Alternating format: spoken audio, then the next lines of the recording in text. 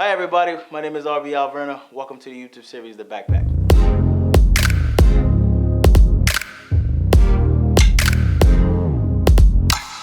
The Backpack is a platform which was created to give people from our communities an opportunity to tell their stories. We seek to capture organic inspiration from real people, real life, and make real impact in real time. Our first episode is focused on mental health and how it's affected us as black men. So the thing I have written down here, perfection. Let me see. This right here breaks me down a lot because it affects me in so many different areas.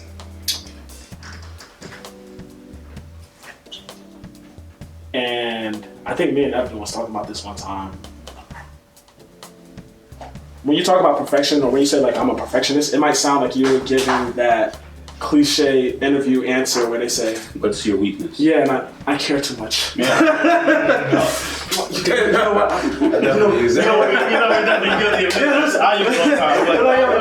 I just put my heart. Listen. You know what? If anything, I think my peers will say I'm too dedicated. Like, I don't want to make it sound like that. I actually want to make it sound like the opposite. I think that my pursuit of perfection is built out of pure cowardice. It's built out of a lack of courage. It's built out of a lack of self-confidence. Like, Vado, if you want to ever know why I will take a day to respond to a text message that you send me, it's because I don't have the perfect answer. Or I don't have an answer that I don't think will satisfy you at the time. So I'll take 5 minutes and be like, wait, nah, I can't send that, I can't send that. And then I'll eventually forget about it. Because something else that's stressing me out gonna occupy me. If you ever send him a text message, bro, don't expect to get it. You know what though? Especially if you're expecting a detailed answer. But you know what? I'm not mad at that reputation now because now everybody expects it now. So nobody really mad at it. But it could be a friend texting me. It could be an email from work from somebody I'm trying to collaborate with would be really, really useful, but I don't think they're gonna like the answer that I'm gonna give them, but I would like to maintain the connection. Yeah. And instead of replying right then and there when I know what I want to say, I'll reply like 3 days later. It could be something I'm writing and I'm just thinking to myself like, this is not New York Times Magazine Pulitzer quality, like there's no way I can put it out. Literally anything that I create, like any action I do or anything I create, like I'm always fearing what happens if someone likes it only 99%. Like what if somebody only likes it 80%? What if I don't have the perfect answer? What if it gets a little bit of criticism? Like I'm more likely to think about the 2 people that will criticize it than the 98 people that would praise it. And it's got me in trouble. When do you feel like you recognize you had that, like that was like your problem, so to say? Like when did you recognize that? Because I know when I recognized that I had a problem, it was real late. I think that I always feel like the turning point for me was around literally 1 month, like December 2011. And you know what's crazy? It was a month after I got baptized. But not to say that those 2 events are correlated, but it's just a coincidence. Because I remember, like, you know, at our church, they say, oh, it's only gonna get harder now. Yeah. Honestly, when people start telling me about, there's a lot of things that people say in church, I'll be like, all right, okay. I'm like, okay, I know. But again, that's still... You have to learn to tune that up. That's 20-year-old me. I'm still thinking about life being formulaic at the time. So I'm like, I don't got none of the baggage y'all think I got that nigga, y'all think this. Like, I'm not at the places that gets me tempted. Like, I'm good. Nah. But I point out that time in life because I had thought up until that point that my only problem was the fact that I was lazy. Like I had a 2.4 GPA in high school my first year, I should have probably got kicked out of science. Thank God I didn't. Started with Fs. I never seen Fs before. The only reason I didn't achieve higher in like elementary school is because when I didn't feel like it. The only reason that happened in high school is when I didn't feel like it. The only reason I didn't get into the college I wanted to the first year I was in college is because I didn't do all the work that I felt like it. So up until that point, it was just like, okay, that's simple. I was watching too much cartoons, playing too much PlayStation, or whatever. Like, and when I started college, I was doing well, killing it. It's like killing the game. But I point out like that month and that semester because I remember trying to write stuff and trying to do work, and all of a sudden it wasn't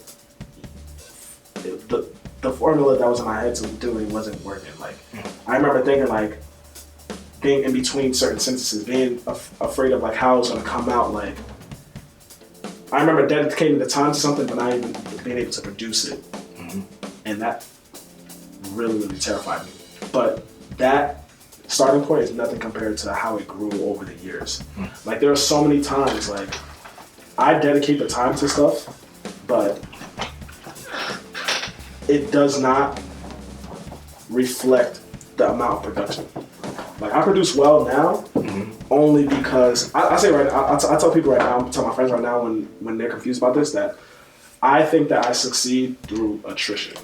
And by that I mean, I damage myself enough that something's gonna come out. Like I put myself in a firing line enough that something's gonna come out. So to give you an example, I'll commit myself to doing something really, really important and really, really impressive, and I have ample time to execute that. And I'll only get something out once I start thinking about how fearful I am of not getting it done, or like at the 11th hour when I have to produce that work that I signed up for, or when somebody presses me for like, yo, where's that? Like, yo, what's happening here? You know what I'm saying? Like, I do that to myself enough where it's psychologically damaging. It's damaging me as a person, but something still comes out. So I want to speak to the perfectionist piece, right? Yeah. Like, so if it's not perfect, or if you didn't do like, if the product isn't the best, you say you focus on the 2 versus the 98. What are you afraid of? Like, what is it that you hear that the 2 people might say? Yeah. That it might confirm some of the stuff that I might think myself. Your own doubts. Yeah. Yeah. I think that I had gotten used to people not rating me highly. Like if I go into a random room, my assumption is more so that somebody will think I'm whack than impressive. Like my starting point is, you think I'm whack. That's my starting point. So it's almost like, and I don't mean to cut you off, but he is far from that. But is that like a motivational piece for you? Like, you think that I'm whack, so let me boss up real quick so that I can show you that I'm X, Y, and Z. Or like does it serve your personality to do that? It's not tactical. Like it's not intentional. It's subconscious. Like, Does that become like a roadblock for you then? yeah, it does. So lack of support? No, I can explain it. I think that from when I was younger, like, Because we don't know who your dad is. yeah, So, well, now that you mention it, I want to see if there was a connection somewhere. because your dad, you know what though? he's a low-key perfectionist himself. Well, here's the thing about my parents. Like, I could take it there. However, they got all the essentials right. Like, they got all the essentials right. They got most of the big calls right. And there's certain things that now as I go through life, I'm like, yo, why my parents didn't tell me about this? Why my parents didn't tell me about that? Like, why did my parents reinforce certain ideas that I should have about myself. And Wait, so you say big things. Just talk about that a little bit. Perfect example. I thought I was poor coming up through like high school. Like I never had money for like the things that my friends had. But when I got to Rutgers and that term bill came, there was a couple stacks that my father was paying on the spot. Right. I was like, all right, you ain't have $15 for this, but you had $1,000 for it. Oh, okay. You got the big decision right. There's certain things that some of my friends experienced and that they carried with them through adulthood, because I went with a lot of friends to high school and then to Rutgers. I'm saying best school in New York, Science Park. I'm saying. And so I can see them throughout these years. I can see them throughout these years, and I can see certain things that's affecting them that would never affect me. Like there's certain problems that my friends have I cannot comprehend. I cannot comprehend because of the household that I was in. Like the big things, the major things, my parents got right.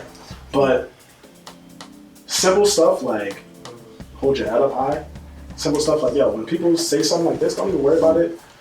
Certain things like, hey, this time is temporary, or this is what matters in the long run. I didn't know. And here's the thing. So my mom, right? And my mom is gonna always come up, right? Because my dad was never. He was there financially for us, but never was there emotionally, right?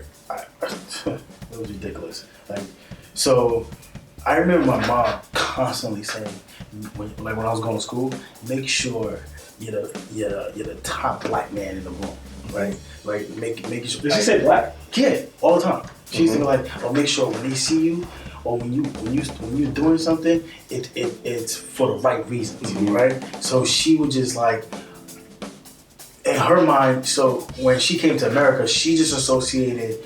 She started to associate what she saw on the street. Like if she's driving somewhere and she saw a group of black boys walking and they just looked a certain way, and based on what was talked about on the news or whatever, right? She just wanted to make sure that we never ended up like that. Now, my brothers and I, we never did the whole thing of like, we never did gangbanging and anything like that. But we did mischievous crap, right? So like we would get in trouble for crap that, like having chop shops, like bikes, right? And stuff like that, right? Crazy stuff. But then when we got caught, right? When I got caught doing it, when the cops got involved, my mom was like, "What?" Like, so for her, it was like anything that associated with police was bad, and it's still like that today. Right, so the pressures of making sure that you just you as this black man, or decided or made sure you came out good on the other end, it just became an enormous, like it's this big rock that your parents were just pushing on you all the time. Black men cannot fail. Black men cannot fail. I had no cognizance of this idea growing up. Really? That was always in the back of my head.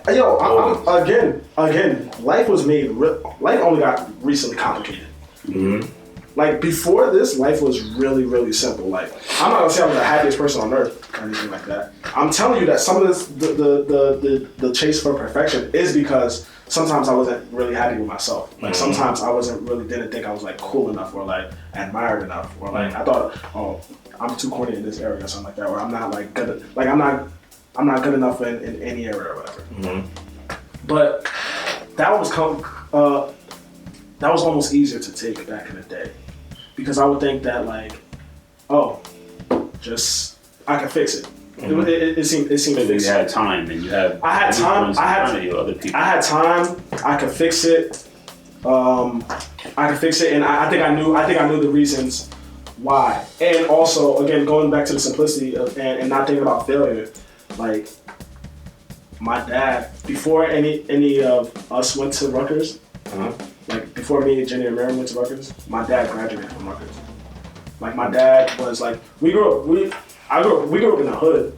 Like y'all know the house. Like I don't have any. I Once was upon in a the time, suburbs. I lived on the block, on the top of the block. Really? Yeah, I lived on Chelsea. Yeah, listen, Chelsea. We were in the suburbs. Like there was everybody that was Haitian that we grew up with on that block. They went to move to West Orange. We were still in the hood. Like I told you, I thought I was poor.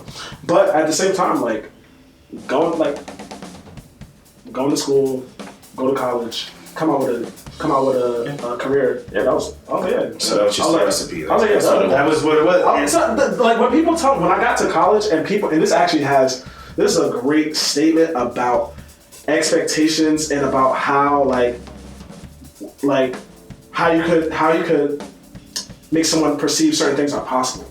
Like I thought it was such a given that when I went to my first year in college, before college I got accepted to Temple and Rutgers, Newark, right? Mm-hmm. And then I transferred to Rutgers, New Brunswick the next year.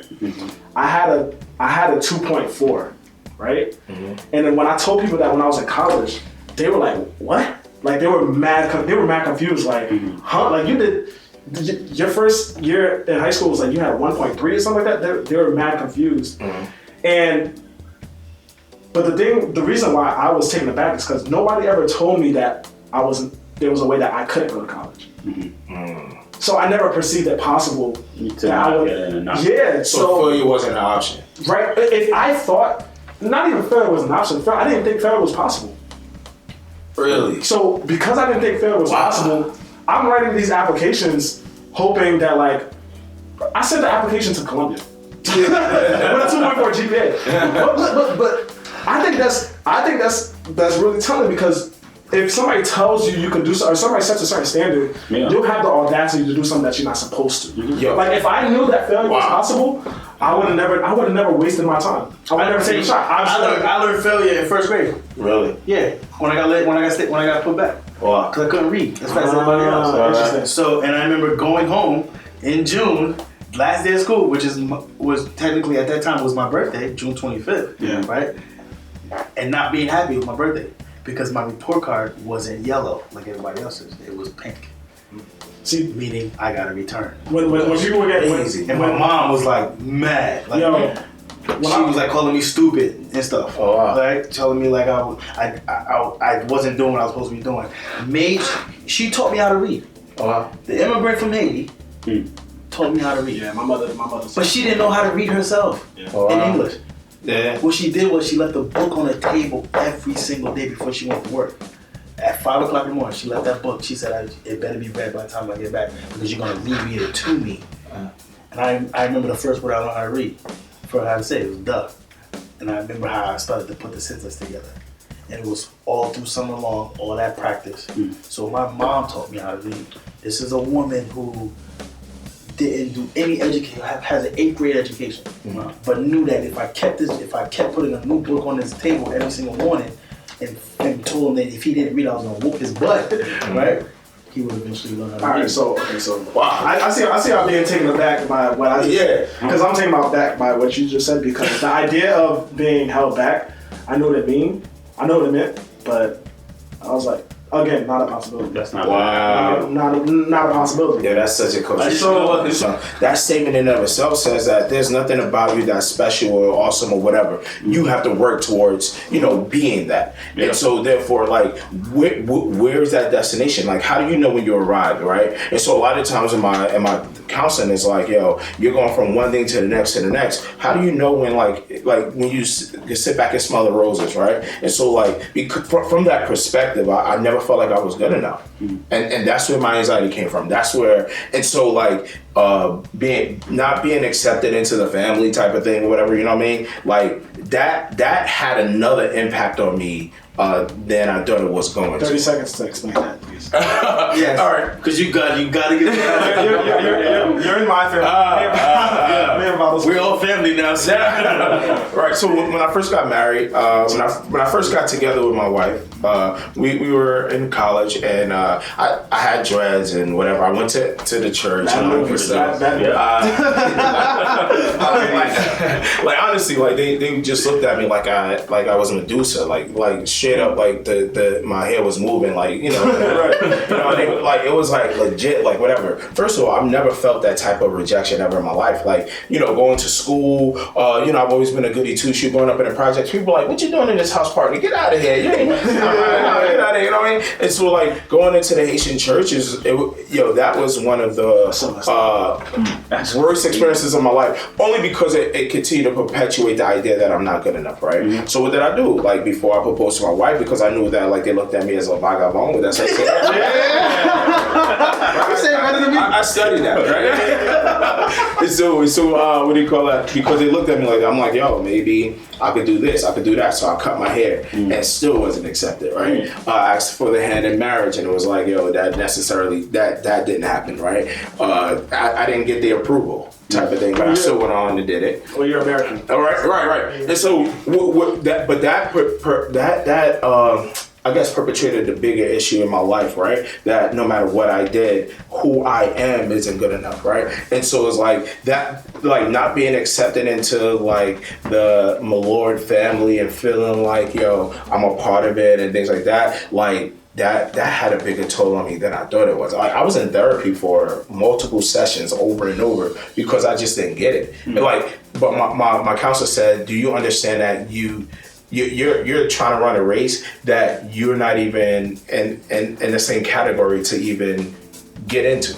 It's weird. So it's like you're trying to run this like a 200 meter when like you're in a whole like you're cross country, right? Like that's where you are. There's no way that you're gonna be able to get over here because you're not designed for that. So it's like it's almost like I created this life, man, where I learned to appreciate and validate myself, and like the stuff with God, and that type of stuff, religion, and just being very intentional about like spirituality and things like that, because I know that there's a God in the universe who loves me, and I'm here for a purpose and things like that type of. So then check this out. Now look at the other side of this. Now, I get married to the sister. Yeah. Right. I get married to the sister. And when I don't start officially dating Jenny until I meet the father. Mm-hmm. Right. So I'm like, you better than me. Yeah. And I remember the day. It was September 9th. Our father has this thing where he has to go to Haiti every summer, right? Mm-hmm. He goes to Haiti. He spends like a month or two. Mm-hmm. So he comes back. Jenny says, "My dad won't be back till September." That first Sunday was September 9th. Mm-hmm. So I meet her mom and dad that day, and I remember being there mad nervous. Yeah. I'm like, okay, this is different because I never did that. Mm-hmm. I didn't want to meet any young lady that I dealt with in the past. I didn't want to meet their parents, mm-hmm. but I knew I needed to meet this one's parents because she moved different mm-hmm. than the other ones that I dealt with. Right.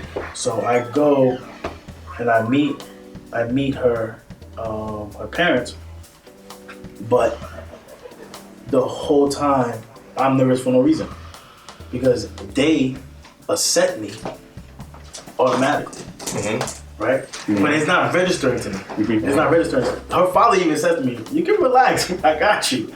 He says to me, "You can relax." Right? The red carpet was brought. Yeah, the red carpet, flowers. But it's not. Like you remember. But it's not making any sense. But I'm not registering it, right? You didn't accept it. Because for me, I already feel like I'm not good enough to even be in that room, mm-hmm. right? One, because spiritually, I wasn't there. My faith was not where it needed to be, but I knew how to fake it. Mm-hmm. I knew how to fake it, right? So, because up until that point, I wasn't really going to church. Mm-hmm. I was. And I've been a church boy my entire life. That's Sunday school teacher, all that. My entire life. So we're church hopping and all that, right? So then. The experience that he goes through, I don't go through that, mm-hmm. but I never notice it. Mm-hmm. I never notice it until I had to notice it because then our relationship started to get affected. I'm like, whoa, right? Yeah. But it wasn't until like I had like real conversations with him that I realized, oh, this is what's been going on. Yeah. So it's a real thing. Mm-hmm. It's a real thing. But if you're not conscious enough to identify it, it'll just blow over your head. I took more of an approach. I brought my keys, right? And on my keys, there's two things. There's the key to my house that I grew up in, mm-hmm. and there's a keychain. And the house that I grew up in really impacted who I am as a person and everything that I've experienced. And the keychain is actually a gift from an uncle of mine who has been really a release for me, like a sounding board. You guys mentioned that y'all were in therapy, and you've been in therapy for 12 years. I didn't go to therapy until I had to go to therapy. Mm-hmm. I didn't wake up and say I'm going to therapy. I went to therapy because I went to school to be a therapist, and they said, in order for you to start treating, you got to go to therapy. So I went. And through that process, really realized that I was using even my uncle as that person. He gave this to me, I want to say I was in high school. After walking in his wedding, he gave everybody a keychain with their initials. I'm sure everybody already lost theirs. I've changed keys and keychains and locks and all of that, and I still have it, and I still hold it because it's somebody I talk to at least twice a week. Right? He lives down in Florida now, and I'll still call him, we'll still talk, and we'll still, just hash things out. He's been that support for me. The question is, why would somebody need support? People see me and they picture me having everything all together. I'm like that blueprint that you described. I think that. You know that about him? Yeah. Oh, right. Really? Yeah. No, look how cool he speaks. Everything is real relaxed with that. I'm very laid back. I'm very relaxed, but at the end of the day, I'm not perfect, and I think a lot of my imperfections have to do with my upbringing and my parents and just how things were. I'm from a very big family, and my parents, especially my mom, is different than her other siblings. She's very much church, and my dad is very much school church, and that's it. So we weren't the ones all like going out hanging in the street. I grew up in the hood. I lived in the hood, but I wasn't running the streets. I wasn't with my friends outside. We were inside. I know with our extended family, our cousins, our aunts, everybody's kind of like, yo, loosen up with them. And that wasn't the case. My parents weren't hearing that. They were going to keep doing what they were doing because they felt like you're going to be okay. They saw the finish line, right? And for them, the finish line is, and even it's crazy because I think 2 years ago they said it when I confronted my parents about just some of the stuff that we kind of dealt with. My mom actually told me like, yo, but look at where you are today. I'm like, yeah, that's what everybody sees. It's like, but look at where you are today, like you succeeded. But I still have emotions attached to everything that I experienced. And for me, some of those things, my dad, right? You mentioned just pressure, right? Expectations and perfection. My dad would actually give me something to shoot for when they came to school. He told us stories about when he was in school and how they have a ranking system.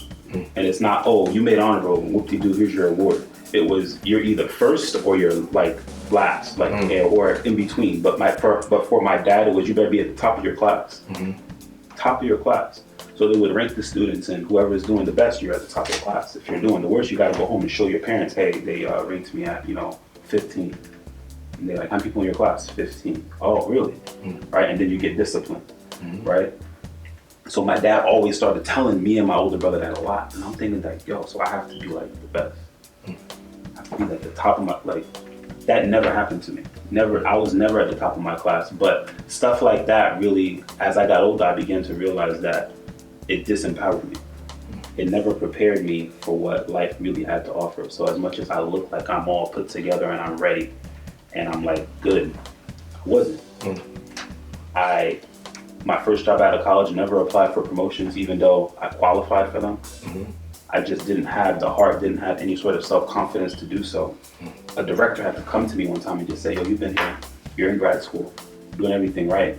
There's never been an issue with you, why haven't you applied for anything? I know how that feels. I know how that feels, so. Really? Hey, dude, we're bad different. No. My first week, I was like, yo, I need to be principal. You know what I mean? But that's something that I relate to the Haitian culture. You have to see Louis in his like you have to see Louis at work. He's just like this little bug everywhere, bro. So he doesn't sit still.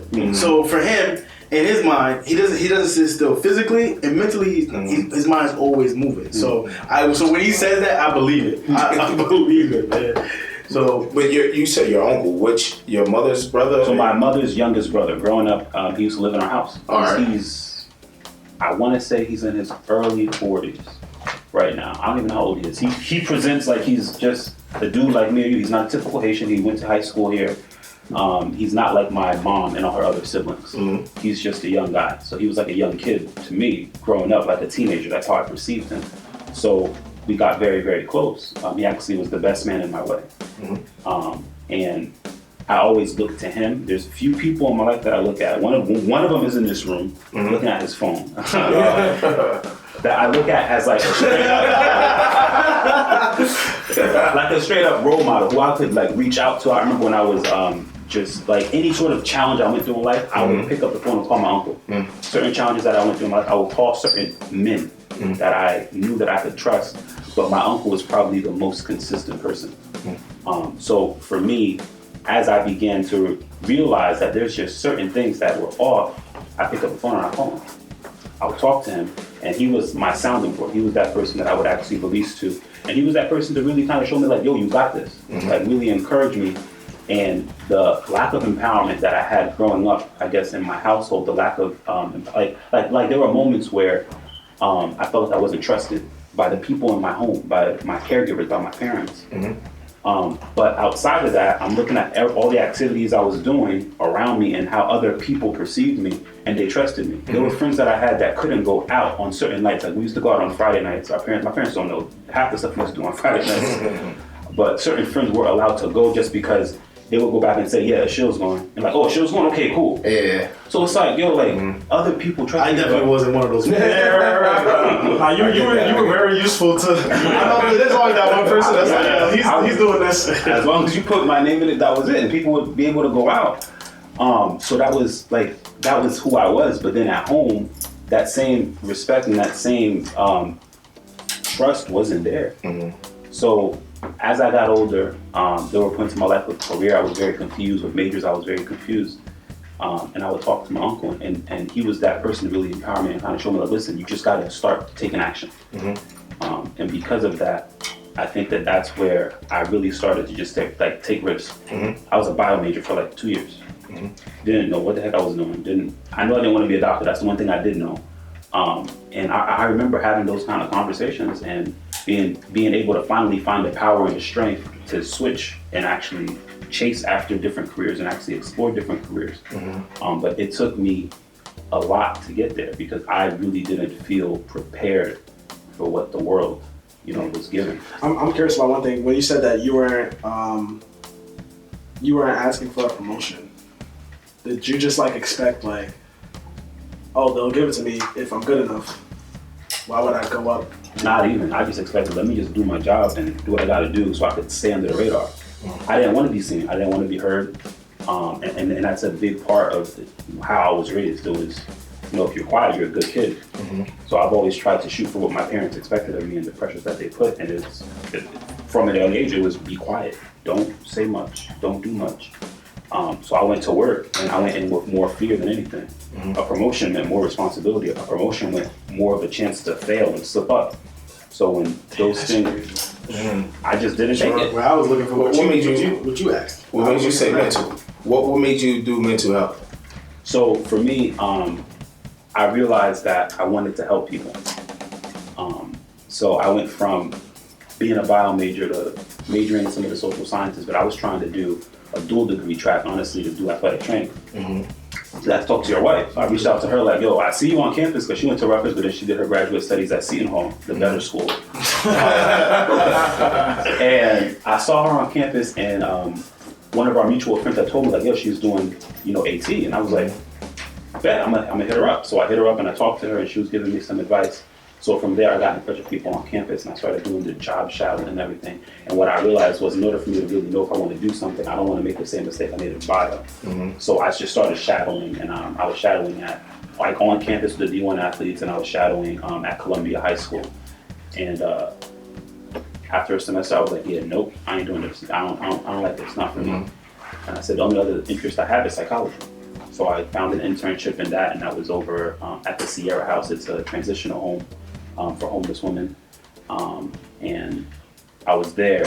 I was the first male they ever had there, and I'm working, and I'm effective. When I walked into the door, they were like, who this? And I was like, well, my name's Ashil. And I'm like, oh, I'm shy, but I'm just trying to do my best to, be effective. And by the end of my internship term, every single woman in that house was okay with me. Every woman in that house actually trusted me, and they didn't want to see me go. And I knew that at that point, I was like, I really felt confident in something when it came to a direction. And from there, I just ran with it. I said, I have to figure out how do I do this the rest of my life. And that's when I figured out, okay, therapy is the way, mental health counseling is the way. What's the biggest misconception that people have of therapy in general, but also Black men with therapy? who go to therapy? So I think the biggest misconception with therapy in general is that it's for crazy people. It's for people who have severe issues, who are on medication, who have some sort of a severe persistent diagnosis. But in all actuality, it's for everybody. You don't even have to have a diagnosis to benefit from going to counseling. Everybody has issues. Everybody has problems. Everybody needs some sort of help. And therapists go to therapy. So clearly, like, that should tell something. As a black man, I think what's tough is no one is expecting it. Every time I was at physical therapy on Wednesday this week. I'm riding the bike, and there's a guy next to me, and I've seen him there, so I'm like, hey, what's up, man? He's like, hey, what's up? You know, we're talking about our injuries, and then I'm telling him, like, I asked him what he does. He told me he's like an IT person. He asked me what I do. I said, yeah, I'm a therapist. And he's like, oh, you do physical therapy, right? That's always the response I get. They just assume I do physical therapy. And I go, no, actually, I'm a counselor. I do marriage counseling. I do individual counseling. I do mental health work. He was like, oh. Nobody ever expects it. I think what they expect from me as a black man is they expect what they see on TV. They expect the toughness, the roughness. Yeah, and I'm tall, so it's, you probably play sports, you probably play ball, and you're supposed to do something like rough. You're supposed to do something rugged. You're supposed to have like no sort of emotional connection or emotional awareness, and yet I do. And that's something that's my own experiences and schooling, obviously. So this is exactly what I envisioned, right? When I put this concept together. Yeah. And when the idea of the authentic came into fruition, I said, the best part about it is that the realness is going to come out, right? And we've all touched on how mental health has affected us individually, right? And pulling stuff out that backpack, because everybody has an invisible backpack that they carry around every day. But they don't know when to unpack it or how to unpack it or who to unpack it with, right? And being able to unpack my backpack with you guys, obviously for me it's very therapeutic, right? Because there's one thing that going to therapy has worked some wonders, right? Because I just react to things differently, but I knew that today was going to be different.